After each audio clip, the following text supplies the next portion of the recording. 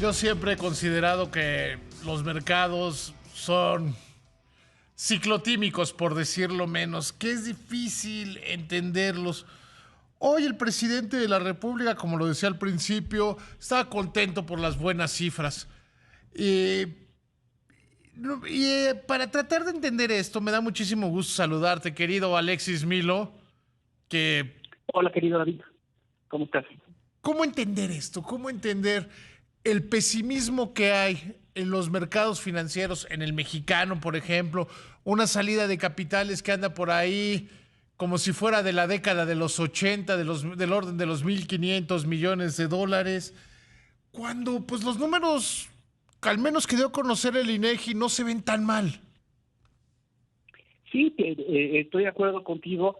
Hoy el INEGI dio a conocer el PIB del primer trimestre del año y también la actividad económica de marzo, el índice global de la actividad económica, y los números no se ven tan mal. Como tú recordarás, la economía mexicana se estancó bastante en la segunda parte del año pasado.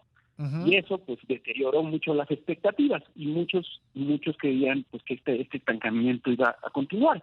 Pero la verdad es que lo único que está haciendo la economía es regresar a sus niveles pre-COVID, ¿no?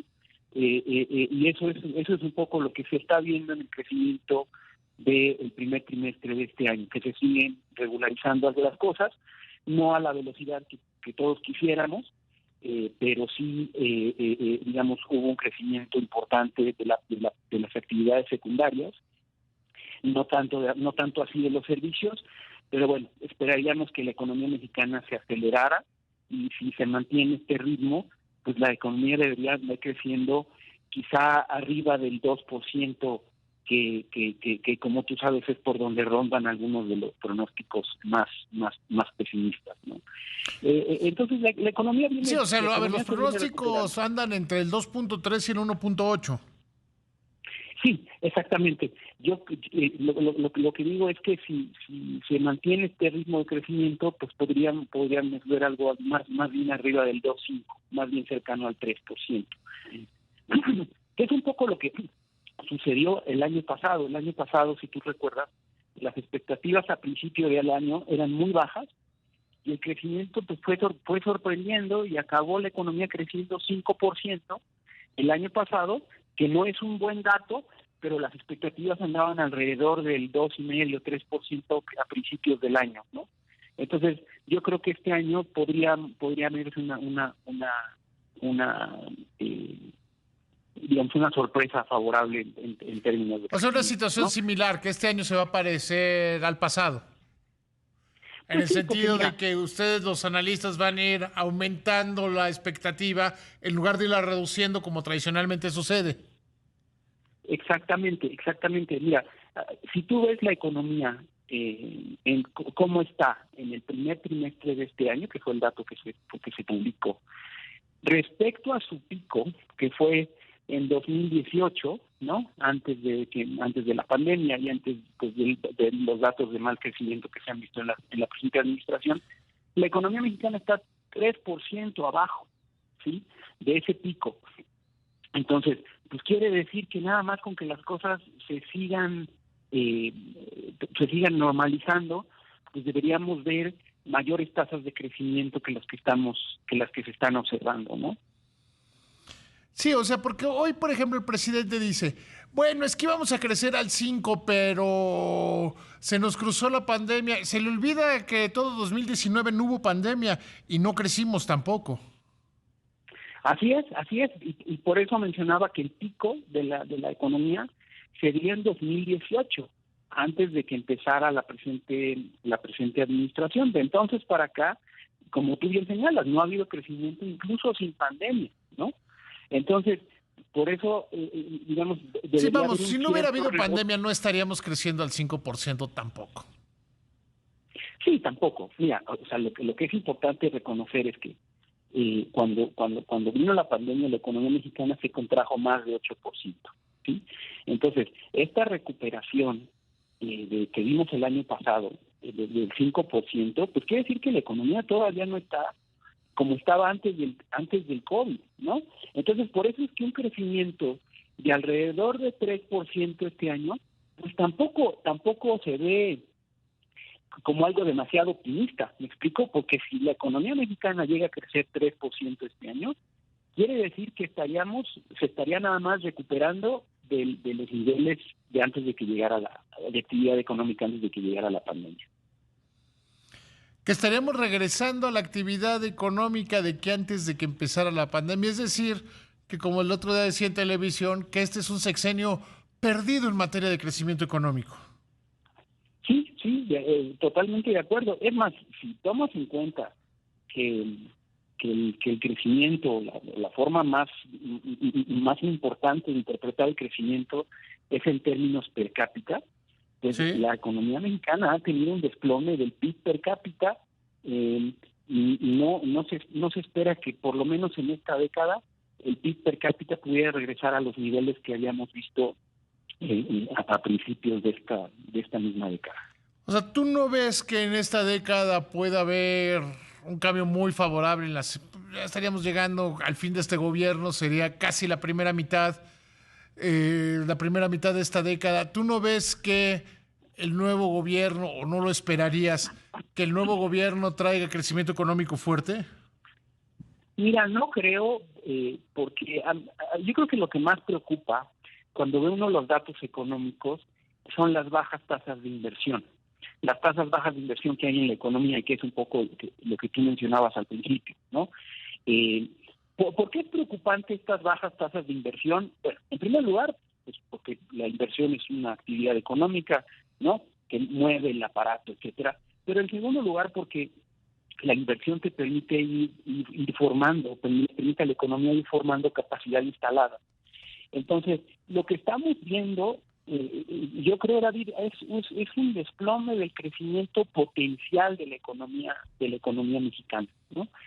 Espero estar equivocado y espero que sí pudiéramos ver mayores tasas de crecimiento, pero al ver la inercia de los últimos años, al ver las bajas tasas de inversión que caracterizan a la economía mexicana, dudo mucho que se pudiera dar digamos, un rebote que nos llevara a tasas de crecimiento significativamente mayores que las que estamos viendo.